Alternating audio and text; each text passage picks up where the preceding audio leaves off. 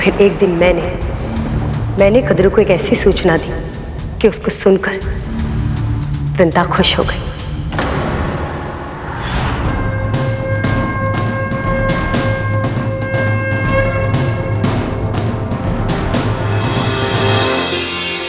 वृंदा, मैंने कहा था ना तुमसे कि सब कुछ ठीक हो जाएगा। देख, सब कुछ ठीक हो गया। क्या हो गया दीदी? क्या कह रही हैं आप? तुम्हारी पूजा और अरुण की तपस्या सफल हुई है वृंदा। अब वो अकेला नहीं है। सूर्यदेव ने हमारे अरुण को अपने रथ का सारथी बना लिया है।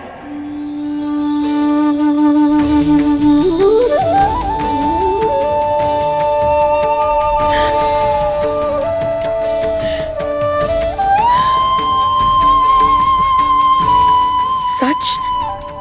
हाँ विंता, बिल्कुल सच। तुम अब प्रतिदिन अपने पुत्र की लालिमा का अनुभव कर पाओगी और वो भी तुमको देख सकेगा। प्रतिदिन विंता, प्रतिदिन। आपको अनुमान भी नहीं है कितनी प्रसन्नता दी है आपने मुझे, कितनी शांति मिली है मेरे हृदय को। अब बस किसी तरह मैं भी आपको प्रसन्नता दे पाऊं। इतनी छोटी सी बात, तुम चाहो तो अभी भी मुझे प्रसन्नता का उपहार दे सकती हो, मेरी एक छोटी सी इच्छा पूरी करके। तुमने चार दीवारी को अपना बंदी गृह बना लिया है। तुम्हें यहां से बाहर निकलना होगा विंता। हमें एक साथ वन की सुगंधित वायु का अनुभव किए और मुक्त आकाश के नीचे घूमे हुए कितना समय बीत चुका है। तुम चलोगी ना? मैं अवश्य चलूंगी दीदी, आपकी इच्छा को सम्मान अवश्य दूंगी मैं।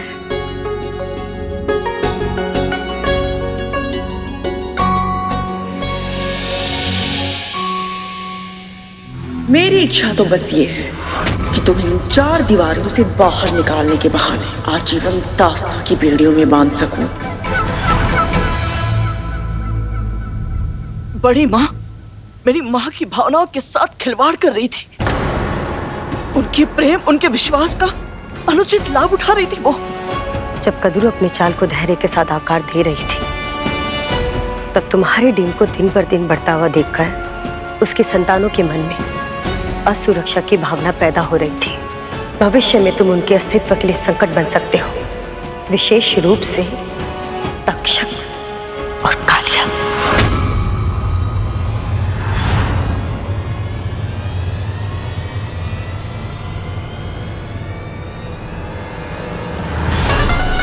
मुझे धुंधला धुंधला स्मरण हो रहा है।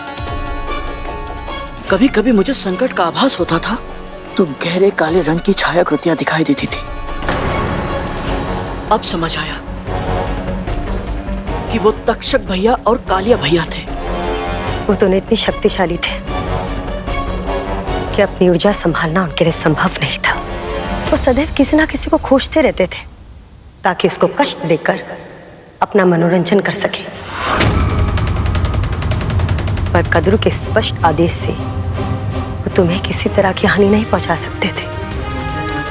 पर उनके स्वभाव में असुरक्षा और जलन थी, इसलिए तुम्हें तंग करने का विचार उनके मन मस्तिष्क से कभी नहीं गया। और फिर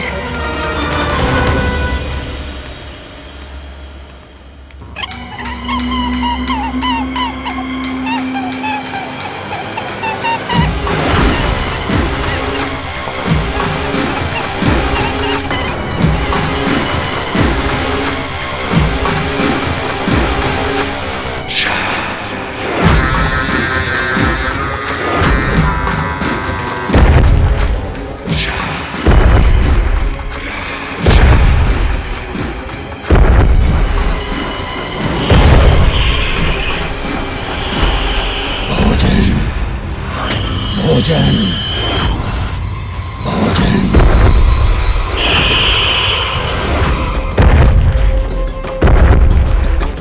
भोजन।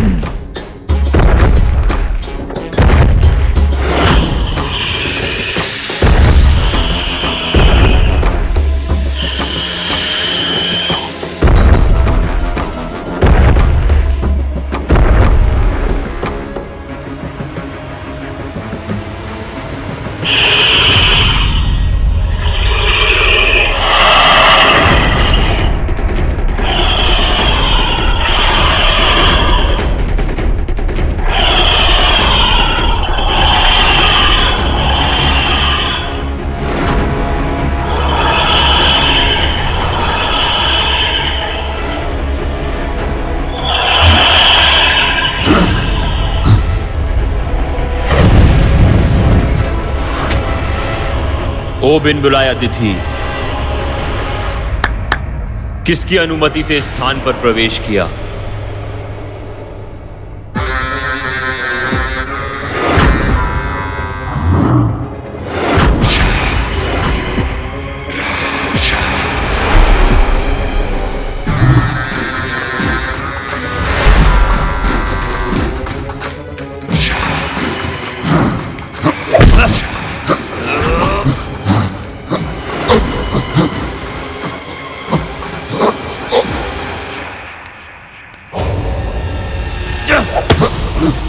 रुक जाओ।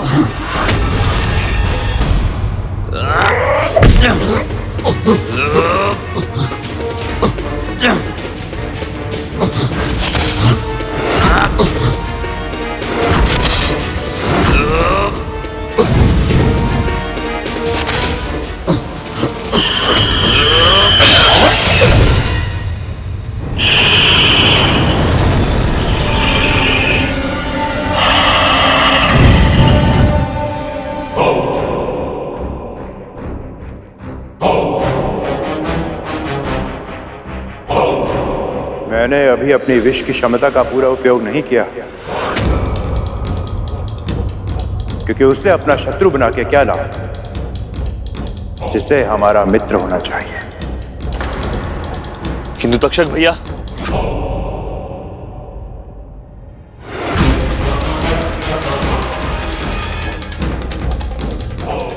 परंतु मैं तुमसे मित्रता क्यों करूं? क्योंकि हमारी मित्रता से तुम्हें वो उपहार मिलेगा जिसकी तुम कभी कल्पना भी नहीं कर सकते।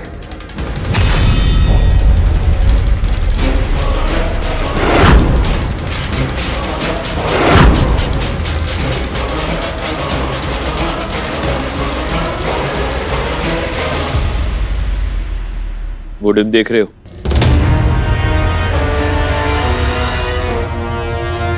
पिछले 800 वर्षों से वो डिम परिपक्व होने की प्रतीक्षा कर रहा है। जरा सोचो, उसके अंदर पल रहा प्राणी कितना बड़ा होगा, कितना स्वादिष्ट होगा।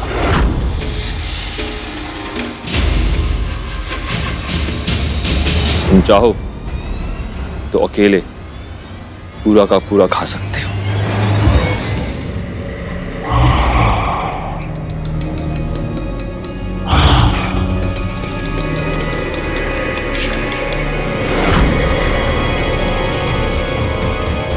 वाह, इस प्रकार का आहार! वाह, तुम दोनों निश्चित ही मेरी मित्रता के योग्य हो।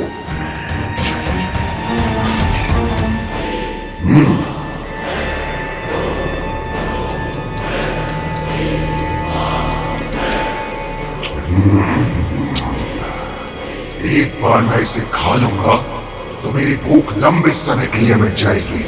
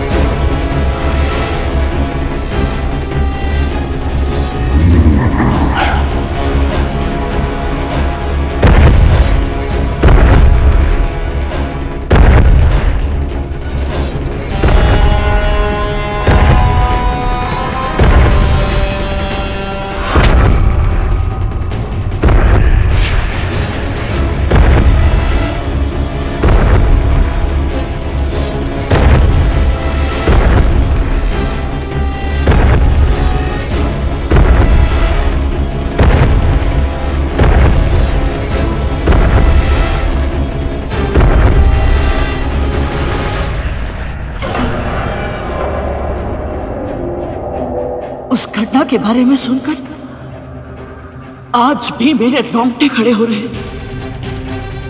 मुझे अच्छी तरह स्मरण है वो दिन। बहुत आशंकित था, डिम के भीतर असहाय अनुभव कर रहा था। लग रहा था जैसे साक्षात मृत्यु मेरी ओर बढ़ी चली आ रही है। मृत्यु का दूसरा नाम था वो दानव जिसे तक्षक और कालिया ने भेजा था तुम्हारे लिए। पर वो नहीं जानते थे कि वो कितनी बड़ी संकट में फंसने वाले थे। कैसे दीदी माँ?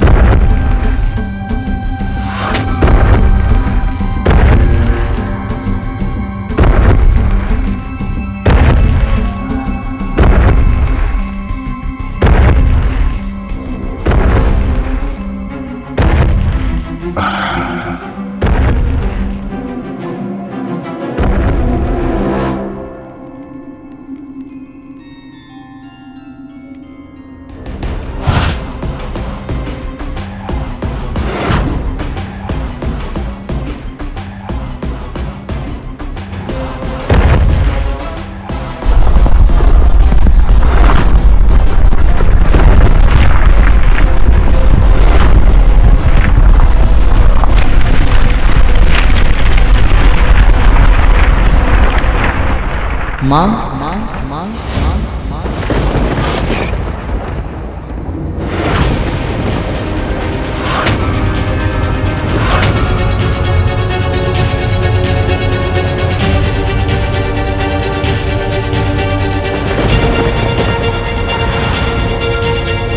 मुझे आभास हो रहा था दीदी माँ कि कोई भयानक दुष्ट छाया मेरे डिम की भारी आवरण को छू रही है। मैंने उसके हाथों के निशान भी देखे थे। बहुत भयभीत हो गया था।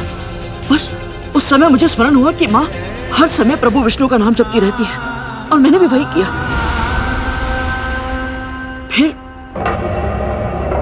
उसके बाद क्या हुआ यह मुझे स्मरण नहीं। मैं बताती हूँ कि उसके आगे क्या हुआ।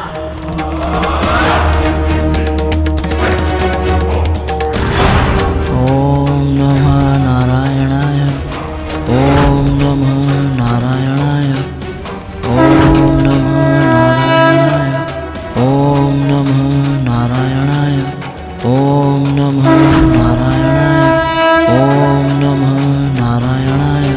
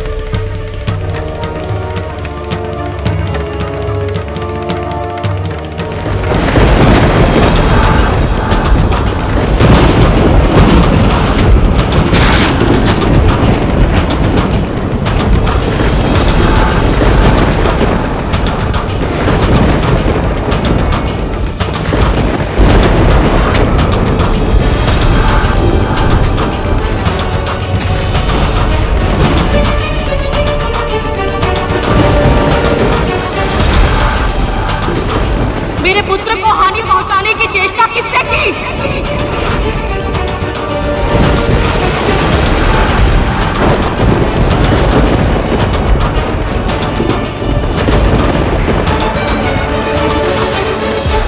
और माँ तो सदैव प्रसन्न चित्त रहती है।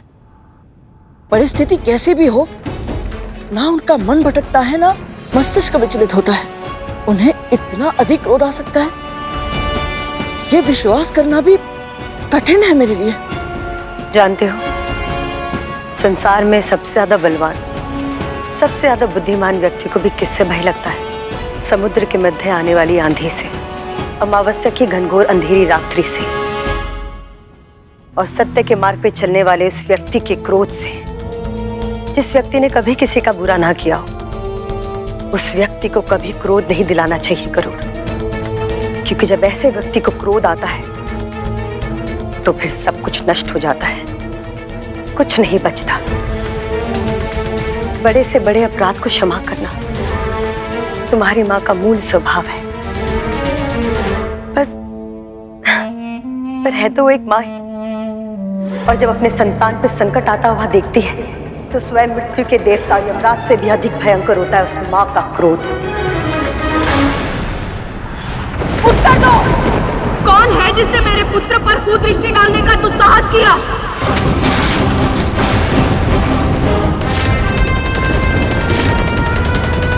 कायरों की भांति छिपे मत रहो, सामने आओ। किसका षड्यंत्र है ये? शांत हो जाओ विद्या, शांत हो जाओ। तुमने देखा ना, वो कोई अनजान ही था। पर वो था कौन? कैसे आया यहाँ? और क्यों मेरे पुत्र को हानि पहुंचाना चाहता था? तक्षक कालिया, सच कहो, क्या जानते हो उसके बारे में?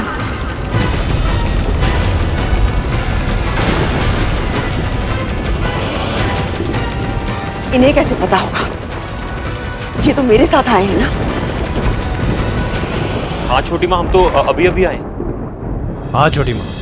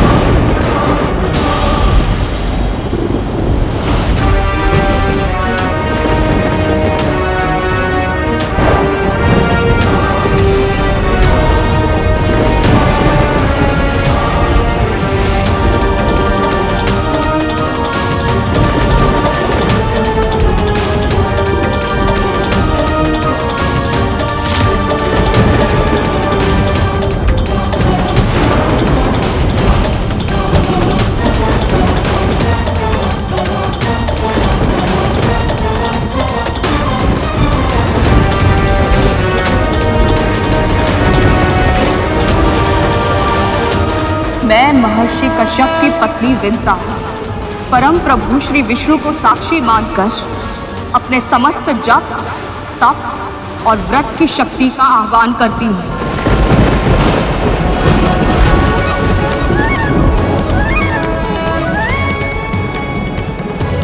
मैं अपने डिंब के निकट रहूं या ना रहूं, यदि कोई भी प्राणी मेरी इच्छा के बिना इस सुरक्षा घेरे को पार करने का प्रयत्न करेगा, वो उसी क्षण जलकर भस्म हो जाएगा।